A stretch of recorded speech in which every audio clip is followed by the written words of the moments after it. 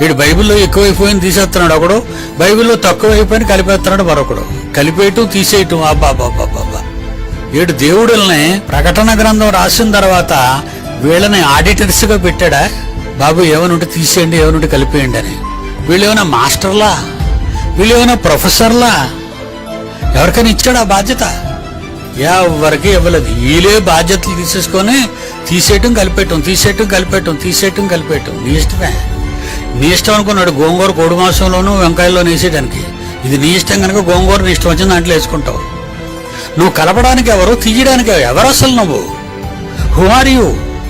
నీకున్న పవర్ ఏంటి? ఈరోజు ప్రపంచ క్రైస్తవులు తీసివేతల కూడికల్లోనే ఉన్నారండి. All or mathematics. బైబిల్లో కలిపేయటం, బైబిల్లో తీసేయటం, బైబిల్లో కలిపేయటం, బైబిల్లో తీసేయటం, బైబిల్లో కలిపేయటం, బైబిల్లో తీసేయటం. మరి ఇంకెందుకు బైబిల్? అందుకే పక్కనెట్టిస్తారు మూతపెట్టి. వాళ్ళ పెద్దలు రాశారే మత గ్రంథాలు, అవి తీస్తారు. అసలు ఇవేమైనా బైబిల్లో ఉన్నాయండి? కనీసం అయ్యని ఆలోచిస్తారా? కలిపేయటం తీసేయటం వాళ్ళ హక్కు, జన్మ హక్కు అయిపోయింది. బైబిల్లో లేనివి కలిపేస్తారు, ఉన్నవి తీసేస్తుంటారు. ఎంత దారుణం అండి.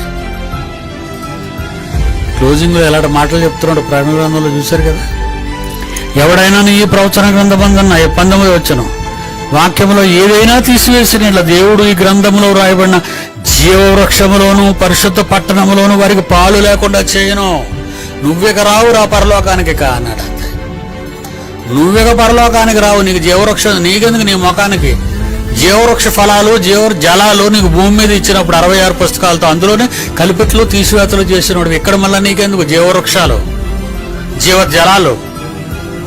పాలు లేకుండా చేయను అంటే పరలోకానికి అర్హుడు కాడు, రాడు. నరకంలో కన్ఫామ్.